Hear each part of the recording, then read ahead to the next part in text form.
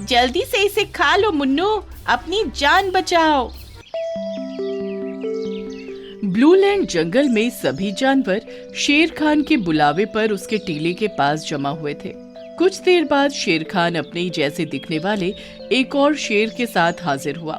मेरे प्यारे जंगल वासियों, मैं कुछ दिन के लिए अपने भाई से मिलने उसके जंगल जा रहा हूँ। तब तक मेरा ये दोस्त शेरू इस जंगल का शासन संभालेगा। ठीक है शेर खान, आज से आपके वापस आने तक हम शेरू को ही अपना राजा नियुक्त करते हैं। आपका बहुत बहुत शुक्रिया। थोड़ी देर बाद शेर खान वहाँ से निकल गया और उसकी जगह अब शेरू उसकी गुफा में रहने लगा।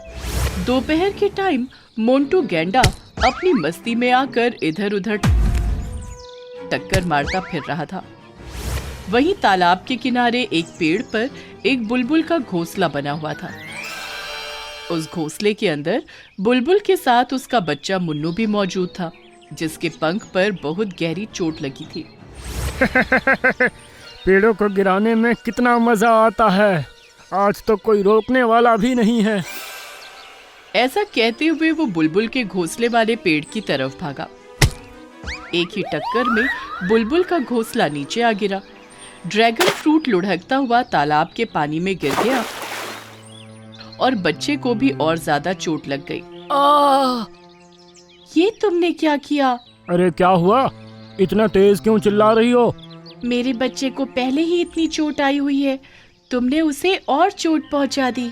और यह ड्रैगन फ्रूट जो उसके 15 दिन की दवाई थी, तुमने उसको भी पानी में गिरा दिया।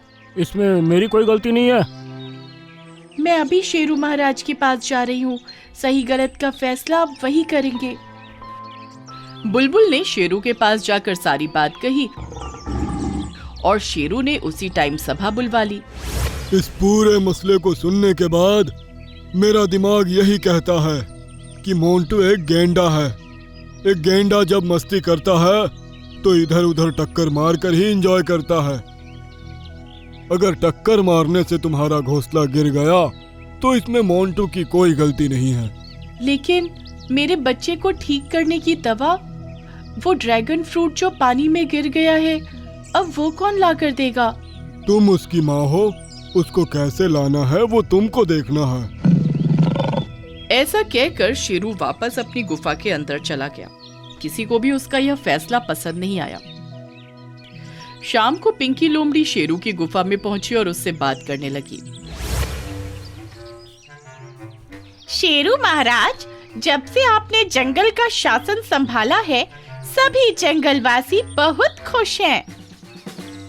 मुझे भी आपकी ही तरह समझदार बनना है, इसलिए मैं चाहती हूँ कि आप मुझे अपना नौकर बना लें और अपनी सेवा का एक मौका दें।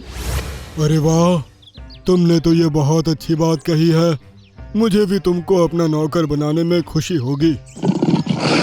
उस दिन से पिंकी लोमड़ी शेरू के साथ रहने लगी और उसके हर गलत फैसले पर उसकी खूब चापलूसी करने लगी। एक शाम उसकी खूब तारीफ करने के बाद पिंकी लोमड़ी उससे बोली, शेरू महाराज, हिमालय की चोटी पर एक ऐसा ड्रैगन फ्रूट उगता है जिसको अगर कोई जानवर खा ले तो वो इस दुनिया का सबसे ताकतवर और अमर जानवर बन सकता है।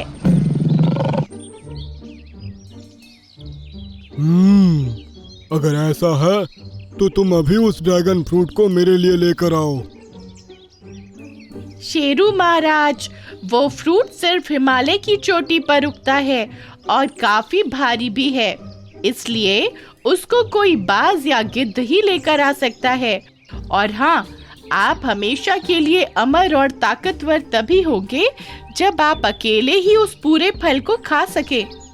अगर थोड़ा सा भी फल किसी और जानवर ने खा लिया तो उसका आप पर कोई असर नहीं होगा। ठीक है, मैं अभी गोल्डी बाज को उसे लेने के लिए भेज देता हूँ। शेरू ने उसी टाइम गोल्डी बाज को ड्रैगन फ्रूट लेने के लिए भेज दिया। 2 दिनों के अंदर गोल्डी ड्रैगन फ्रूट को ले आया। अब मैं इसको खाऊंगा और फिर दुनिया का सबसे ताकतवर अमर जानवर बन जाऊंगा। शेरू ड्रैगन फ्रूट को खाने ही वाला था कि लोमड़ी फ्रूट पर झपट पड़ी और उसको लेकर झाड़ियों में भाग गई। रुक जाओ। शेरू उसके पीछे भागा, लेकिन वो झाड़ियों में घुस गई। शेरू भी झाड़ियों में घुसा, लेकिन उसको ढूंढ नहीं पाया। इसका फायदा उठाकर पिंकी लोमड़ी वहां से भागने में कामयाब हो गई। उस तरफ बुलबुल मुन्नू के पास बैठी हुई आंसू बहा रही थी। मम्मी, आप प्लीज मत रोइए। मैं अपने आंसुओं को आखिर कैसे रोकूं बेटा? अपने बच्चे को अपनी आंखों के सामने मरते हुए देखना एक माँ के लिए किसी कयामत के दिन से कम नहीं होता। तभी पिंकी लोमड़ी वहां आ पहुंची और उसने ड्रैगन फ्रूट को उसके सामने रख दिया। जल्दी से इसे खा लो मुन्नू, अपनी जान बचाओ। ये सुनकर बुलबुल ने सहारा देकर मुन्नू को खड़ा किया। सामने से शेरू भागा हुआ आ रहा था। नहीं, मेरा ड्रैगन फ्रूट खाने की जरूरत भी नहीं करना। पिंकी शेरू से भिड़ गई और उसको रोकने की कोशिश करने लगी। इतने में मुन्नू ने ड्रैगन फ्रूट में 2-3 मुंह मारे। कुछ ही सेकंड्स के अंदर उसकी सांसें नॉर्मल हो गईं और दर्द भी कम हो गया। अब वो एकदम अच्छा महसूस कर रहा था। ये देखकर शेरू को बहुत गुस्सा आया। तुमने मेरे साथ बहुत बड़ा धोखा किया है, इसकी सजा तुमको मिलकर ही रहेगी। उसने सभी जानवरों की सभा बुलवाई। पिंकी लोमड़ी घायल हालत में थी और आसपास सभी जानवर जमा थे।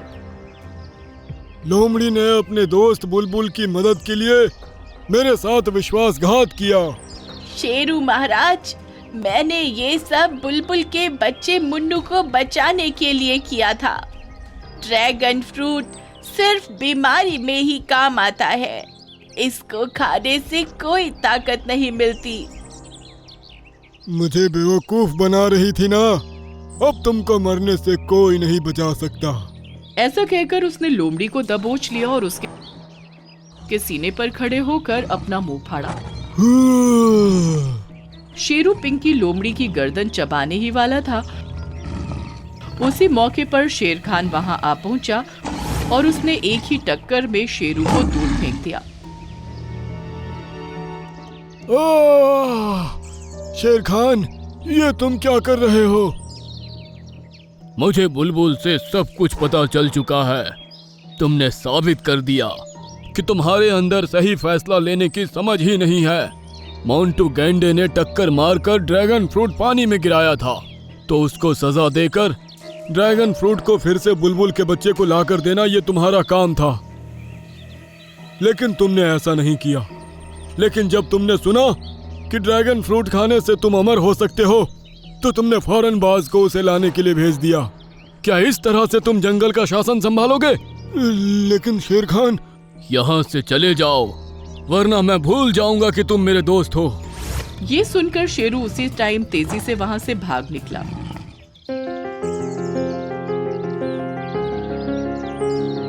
मेरे प्यारे जंगल वासियों, आपको शेरू की वजह से जो परेशानियां झेलनी पड़ी, उनके लिए माफी चाहता हूँ।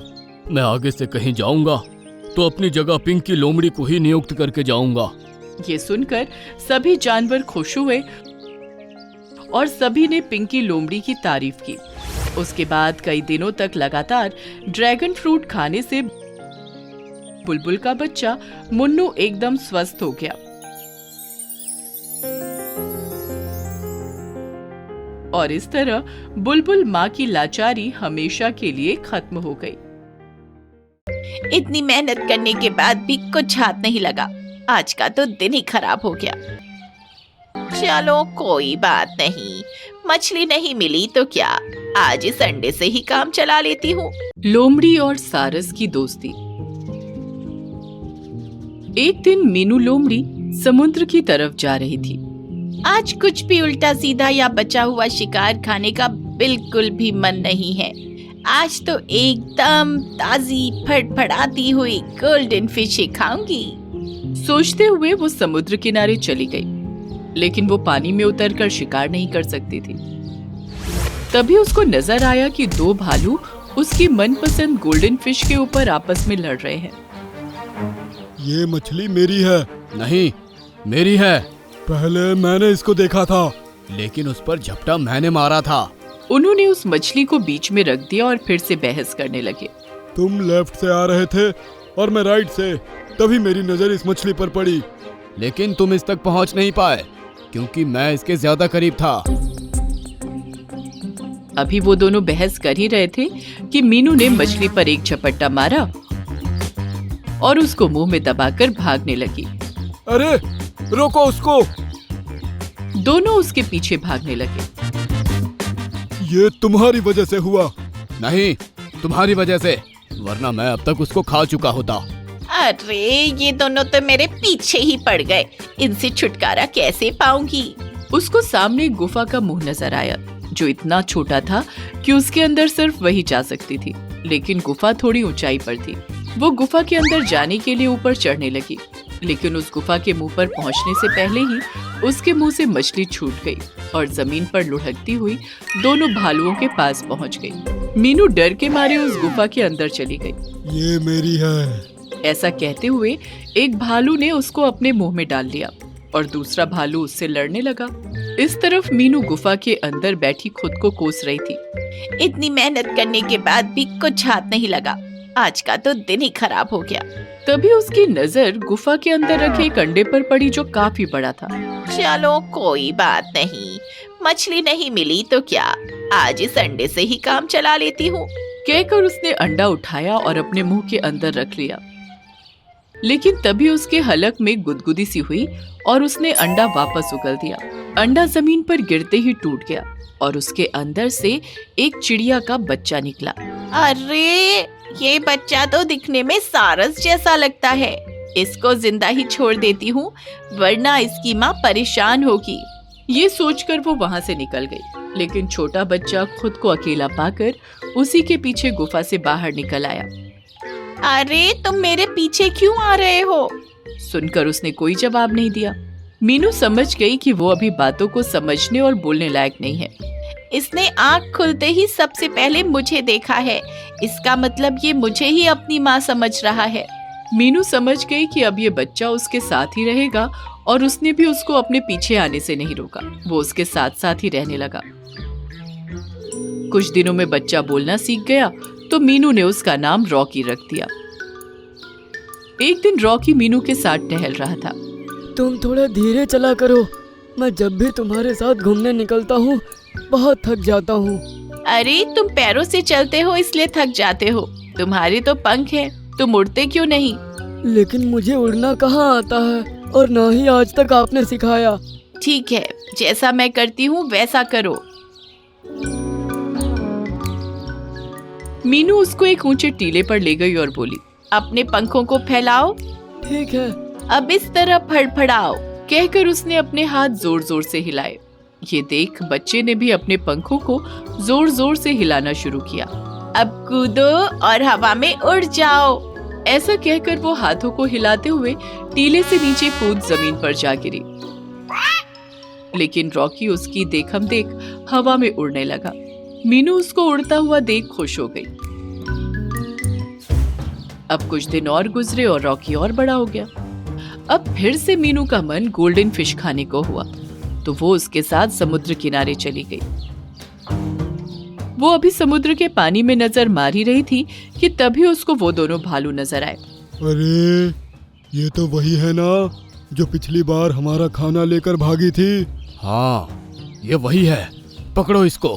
मीनू डरकर झरने की तरफ भागने लगी और वो उसके पीछे हो लिए। अब आगे ऊबड़ खाबड़ और कांटों से भरी झाड़ियों वाला रास्ता था, उस पर चलना नामुमकिन था।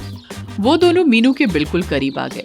वो उस पर झपटने ही वाले थे कि तभी रॉकी वहां आ गया और बोला, जल्दी से मेरे पैर पकड़ लो। सुनकर मीनू ने उसके पैर पकड़ लिए और रॉकी उसको लेकर उड़ गया। इस तरह उसने कांटे वाले रास्ते से उसको निकाल लिया और वो भालू वहीं रह गए। रॉकी ने मीनू को एक चोटी पर लाकर छोड़ दिया। नीचे गहरी खाई थी, दूसरी तरफ से झरने का पानी बहता हुआ उस चोटी पर आने वाला था। मैं अपने छोटे पंजों से तुमको नहीं उठा पा रहा, लेकिन तुम अपने हाथों से मेरे पैर पकड़ लोगी तो कोई दिक्कत नहीं होगी। जल्दी करो, वरना पानी का बहाव तुमको बहा कर ले जाएगा। सुनकर मीनू ने उसके पैर पकड़ लिए और रॉकी जोर लगाकर उड़ने लगा। मीनू ने देखा कि रॉकी उसका वजन नहीं उठा पा रहा था। प्लीज, चाहे कुछ भी हो जाए, हाथ नहीं छोड़ना। वो लगातार पंखों को हिला रहा था, लेकिन इंच भर ही आगे नहीं बढ़ पा रहा था। उसको दर्द में देख मीनू ने जानबूझकर उसके पैरों को छोड़ दिया। नहीं, मीनू। मीनू अब नीचे खाई में गिर रही थी और रॉकी उदासी से उसको देख रहा था। तभी एक बड़ी सारस आई और उसने अपने तेज पंजों से मीनू को पकड़ लिया और उसको ऊपर उठा लिया। ये सारस मीनू का वजन आराम से उठा पा रही थी। उसने मीनू को झरना पार कराया और उसको दूसरी तरफ सेफ जगह पर लाकर छोड़ दिया। आपने मेरे दोस्त की जान बचाई, मैं आपका आभारी रहूंगा। बेटा, मैं तुम्हारी माँ हूँ। तुमको बहुत दिनों से ढूंढ रही थी, अब जाकर ये तलाश पूरी हुई। क्या सच में आप मेरी मम्मी हो? हाँ, सुनकर वो खुशी से मम्मी के गले लग गया। तुमने मेरे बेटे को हिफाजत से रखा, इसके लिए मैं तुम्हारी आभारी रहूंगी। मैं तुमको एक साथ देखकर बहुत खुश हूँ और मुझे खुशी होगी कि अब तुम अपनी मम्मी के साथ अपने परिवार में रहोगे। मैं भी अपनी माँ से मिलकर बहुत खुश हूँ, लेकिन आपने जो मेरे लिए किया है मैं उसको नहीं भूल सकता। इसलिए मैं वादा करता हूँ कि रोजाना आपसे मिलने आया करूँगा। आपकी और मेरी दोस्ती हमेशा ऐसे ही रहेगी। हाँ, क्यों नहीं, मैं भी रोजाना तुम्हारे आने का इंतजार किया करूंगी। मैं तुमको एक इनाम देना चाहूंगी। इतना कहकर मम्मी सारस ने समुद्र के पानी में एक गोता लगाया और अपने मुंह में गोल्डन फिश दबाकर वापस आई। ये लो, तुम्हारी मनपसंद। सुनकर मीनू खुशी से गोल्डन फिश खाने लगी। इसके बाद रॉकी अपनी मम्मी के साथ आसमान में उड़ गया।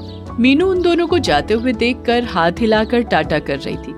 उसको इस बात की खुशी थी कि परिवार मिलने के बाद भी रॉकी रोजाना उससे मिलने आया करेगा और उनकी दोस्ती हमेशा बनी रहेगी।